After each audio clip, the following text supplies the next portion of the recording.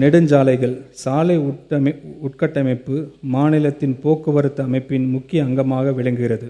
உலகத்தரம் வாய்ந்த நீடித்த சேஃப் அண்ட் சஸ்டைனபிள் கொண்ட சாலை உட்கட்டமைப்பு வழங்குவது அரசின் முன்னுரிமை ஆகும். ஒருங்கிணைந்த சாலை உட்கட்டமைப்பு மேம்பாட்டு திட்டத்தின் கீழ் 9300 கோடி ரூபாய் நிதி ஒதுக்கீடு செய்யப்படுகிறது.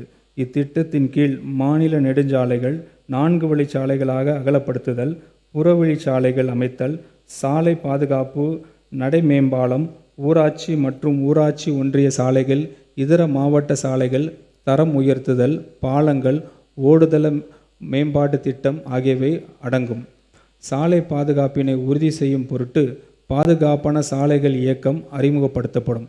சாலைகள் வடிவமைப்பு, கட்டுமானம் மற்றும் பராமரிப்பு ஆகியவற்றில் தனி கவனம் செலுத்தக்கூடிய இந்த இயக்கத்தில் செயற்கை நுண்ணறிவின் மூலம் வேக கட்டுப்பாட்டு, போக்குவரத்து விதிமுறைகளை கண்காணித்தல், சாலை ரோந்து பிரிவு மற்றும் தீவிர காயங்களுக்கான சிகிச்சை மையங்கள் அமைத்தல் ஆகியவை அடங்கி இருக்கும்.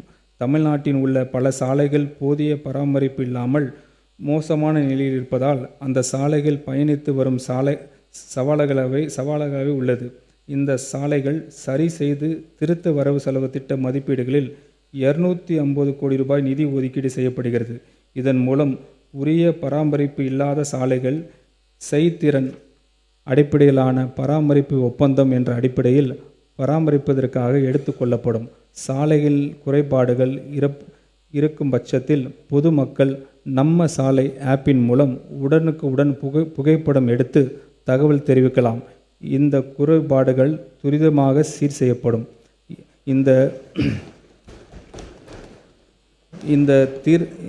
இந்த திருத்த வரவு செலவு திட்ட மதிப்பீடுகளில் நெடுஞ்சாலைகள் மற்றும் சிறு துறைமுகல் துறைக்கு 21,524 கோடி ரூபாய் ஒதுக்கீடு செய்யப்படுகிறது.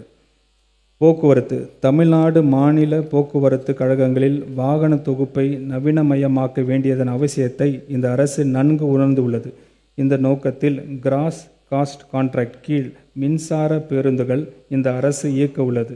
நடப்பு நிதி ஆண்டில் சென்னை மாநகர போக்குவரத்து கழகத்திற்கு குளிர்சாதன வசதிகளை கொண்ட 1000 புதிய மின்சார பேருந்துகள் கொள்முதல் செய்யப்படும்.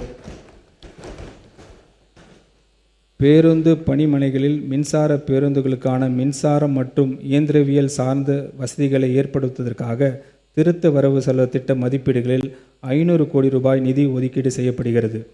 போக்குவரத்து கழகங்கள் மானியமாக 7,675 கோடி ரூபாய், வயாபிலிட்டி கேப் ஃபண்டிங் 2,650 கோடி ரூபாயும், பங்கு மூலதன உதவியாக 1,005 கோடி ரூபாயும் திருத்த வரவு செலவு திட்ட மதிப்பீடுகளில் ஒதுக்கீடு செய்யப்படுகிறது.